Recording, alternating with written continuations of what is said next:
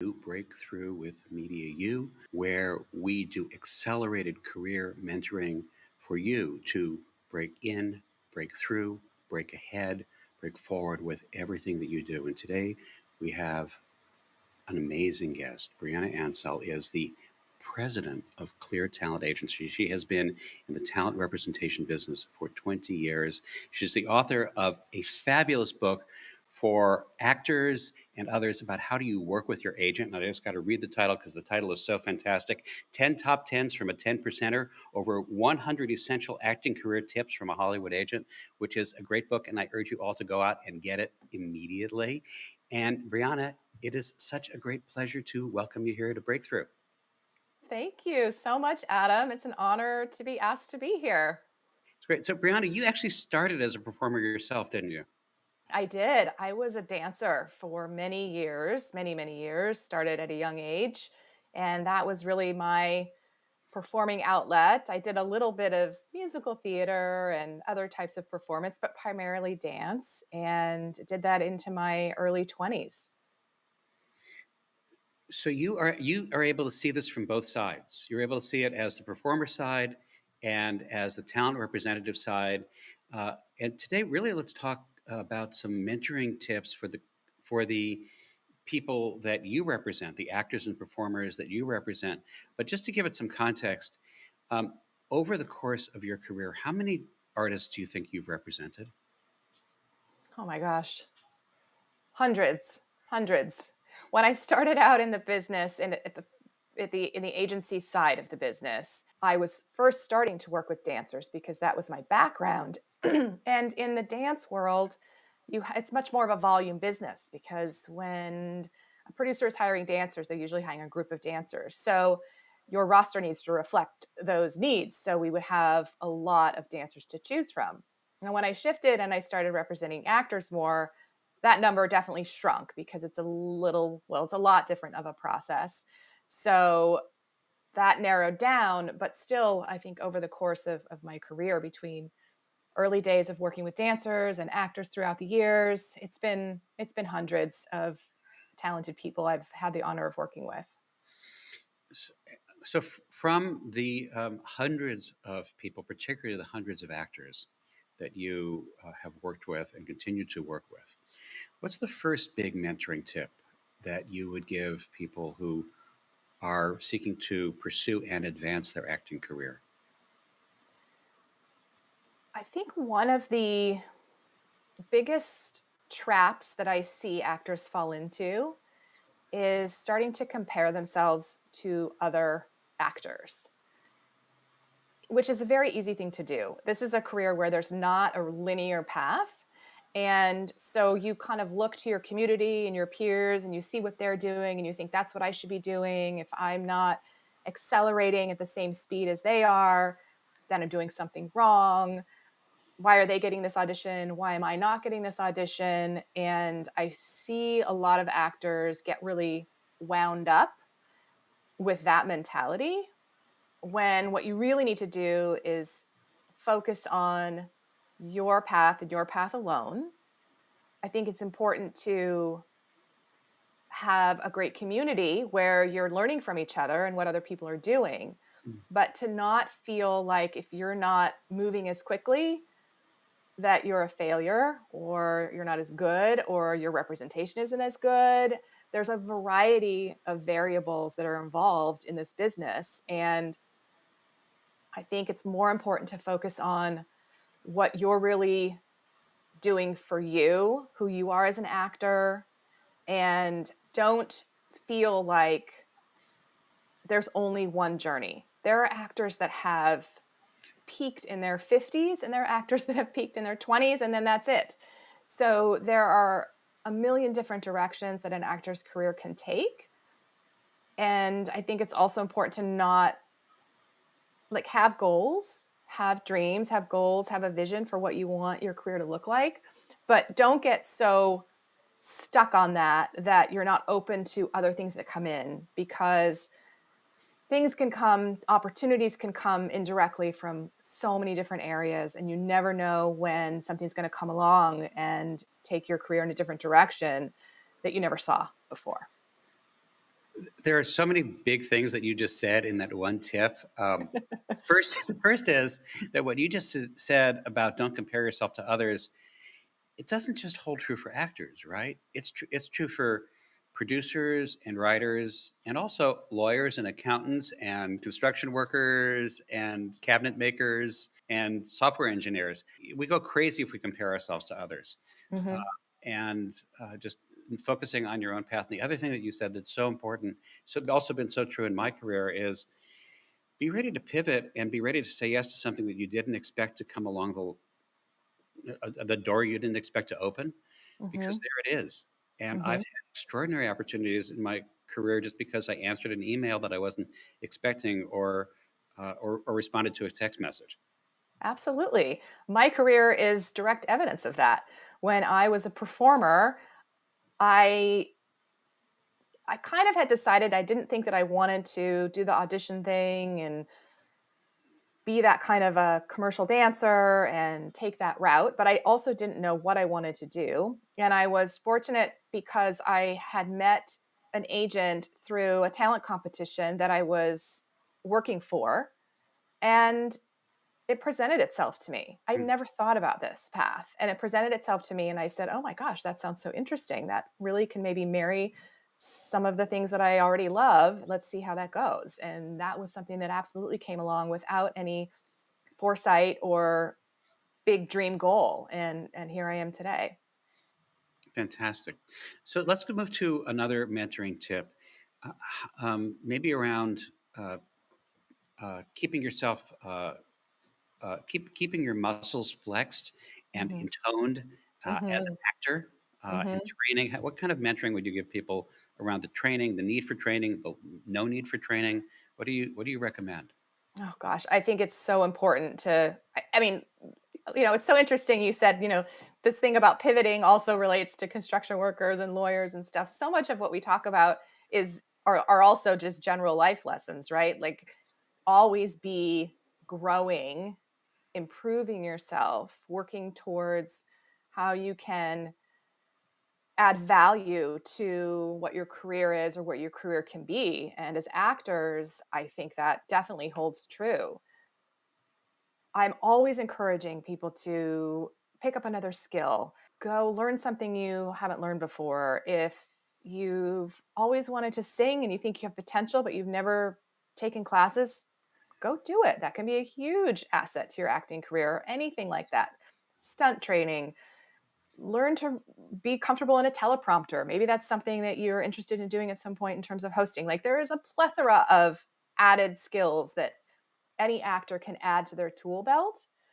And when it comes to just the craft and acting, I think it's like anything. Like if you stay with the same teacher your entire life, while you may feel really comfortable and have some growth, I think you're also limiting yourself to a lot of opportunity and potential to learn other strategies, other techniques, other ways to improve your skill set. It's like any career. You want to learn all these different aspects of growing so that you can be better at what you do. And I think the other thing that's super important, especially when it comes to actors and the training, is that you could go 6 months without booking a job and being on set. And what are you doing in between? If you only act when you're on set and you have all this downtime in between, you're not doing anything to keep your muscles sharp, to grow, to better yourselves for your auditions so that you can then book those jobs to get on set. So it's especially important, I think, for actors to be always thinking about exercising their muscles and growing to increase their odds and just be a more well-rounded actor.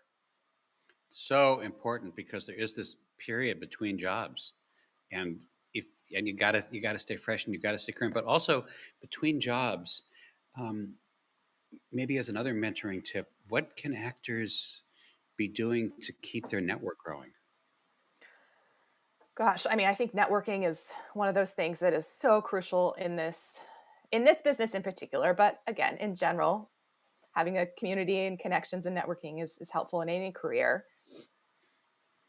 This business, because it is so much about word of mouth and who you know, that's something that first of all, a lot of actors groan about, because it's not something that is comes naturally to everyone.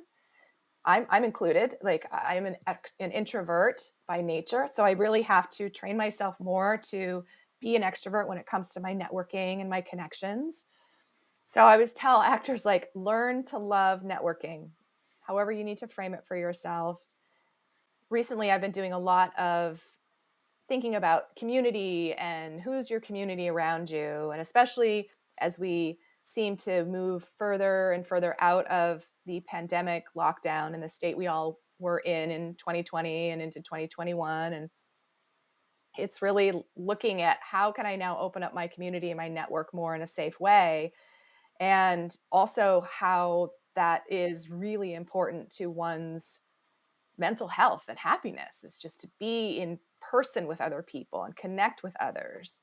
And as an actor, you get the added benefit that it can also help your career if you are actively seeking out your network and nurturing your community. And that can be from being in class, going back to your training. You can plus that by creating a network of people, of other actors who you're sharing your career tips with, who you have an opportunity to create and do things that make you feel productive and proactive. And you never know what one of those relationships is going to, when one of those relationships is going to lead you to another relationship.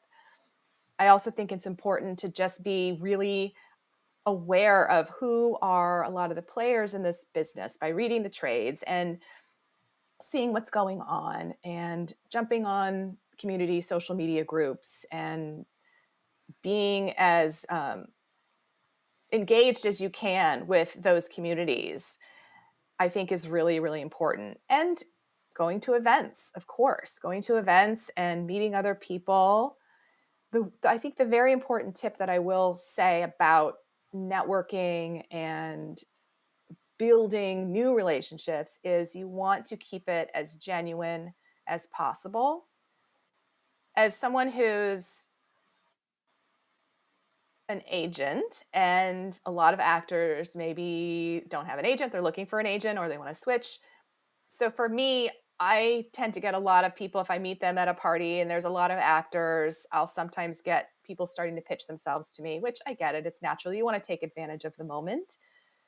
I would just be aware of how that conversation goes and be conscious that it's not just about all of a sudden, what can you give me? So whether it's an agent, a producer, or somebody else, creating a very organic and authentic relationship from the beginning, from a place of what can I give you, not what you can give me, and building that relationship organically is going to, I think, yield much better results. And it's going to be a more mutually serving relationship. And those are the ones I think that have longevity and that can really help you as your career progresses. This raises a question that people ask me all the time. They probably ask you this all the time also. Actors come to me and say, "Hi, I just got here. How do I get an agent?" How do you respond to that when people ask you these questions? Well, now I can say, read my book. Some of the things that I do mention in my book that I think are really important is first start with trying to find a community so that you can meet other actors and learn about how they got agents and who their representations are. Sometimes you might get a referral from somebody that you've met who is open to sharing your materials with their agent. No guarantees in these situations, of course, but that could be an avenue. Attending showcases and participating in ways where others can see, agents and managers can see your work, is a really good opportunity. I would say make sure that you try to find workshops and showcases that are also an opportunity for education, where you're getting an opportunity to ask questions to the panel and who's ever there, because that's how you're really going to take the most advantage of those, especially if they're charging you some money to be a part of a showcase. Getting referrals is I would say should be the focus. It's one thing to do cold emails and just you could do one big mass email. I encourage against that. I think more personalized emails is the way to go. But if you can get some kind of a referral from anyone, one of your peers, one of your acting teachers, if you have a producer that you're friendly with that's willing to do that, that's going to be a faster and more direct route to get in front of an agent's eyes. I know for me, for instance, I get a lot of just cold emails, people just wanting representation, just reaching out. And I try to set aside some time to look at those during the week. But the ones that I will look at first are always going to be the ones that come from somebody whose opinion I respect and know, like a manager that I work with already, or a casting director, or any other peer of mine or colleague in the industry. I just want to give another shout out to your amazing book, which answers all of these questions and more. And that's a whole other breakthrough that we should probably do about the agent actor relationship and how it can be made to flourish in the best possible ways. Brianna, you've done so many things. If you were to sort of look back at your early career self or your teenage self and tell your earlier self something that you wish you had known then that you know now, what would you tell yourself? I think one of the things I would tell myself is kind of what I already mentioned as a good advice for actors, which is to be flexible and open and willing to embrace the challenges or the paths that don't seem like they're what you originally set them out to be. If that makes sense. Like my early pivot in getting into this business was one example. I just think it's whenever we get too stuck in our head and stuck in the result we envision is the only result possible and the only result that equals the win, then we're kind of automatically setting ourselves up for failure in our heads instead of just trusting in the process and understanding that, okay, I need to be flexible with what comes my way. I'm going to still work my hardest. I'm going to do all the things, but being open to having that flexibility. And that might mean at times stepping outside your comfort zone, which was another big lesson for me as I've been growing and moving along in my career. I have a tendency to want to take care of everybody, the situation, and not create any kind of upheaval or turmoil or bring that into my life. But I've also learned that those situations, when I come across them, painful in the moment, make me feel so good when I get through them and so resilient and make me stronger. And so I try to embrace those situations with that mindset, with the flexibility and with the mindset of, okay, I can get through this. It's just going to be another opportunity for me to realize what I can handle in my life. And what is on the other end of it, I know I can make be rewarding as I move through my career. Hmm. Great counsel for all of us. So we've been talking about mentoring tips for actors, but you made this transition from being a performer to a talent agent. If someone's interested in being a talent agent or a talent representative, is there one big mentoring tip that you could give them? Well, I think it's one of those jobs where you really got to experience the agency culture to understand if it's something that you want to do. So, internships and working as an assistant at an agency should be your number one goal, along with any other educational resources that you can grab onto, whether that's talking to agents about their job, talking to lawyers who are in this industry, talking to it, managers, anybody that's in the representation side of the business, what it's like to work with actors, and feel it out. I mean, we've had assistants that have we've hired, and they've felt like this is a career path for them. And, a year or two in, they just decide, I don't really see me moving on to the next step. I don't know that this is something that's going to be fulfilling for me in my life. And so they move on. And that's fine too. That's part of our journey as people and finding our right our right path. So I think getting that hands-on experience is a really important part of it. And also just realizing that it's like any job, it's not all glamorous like sometimes people think it is.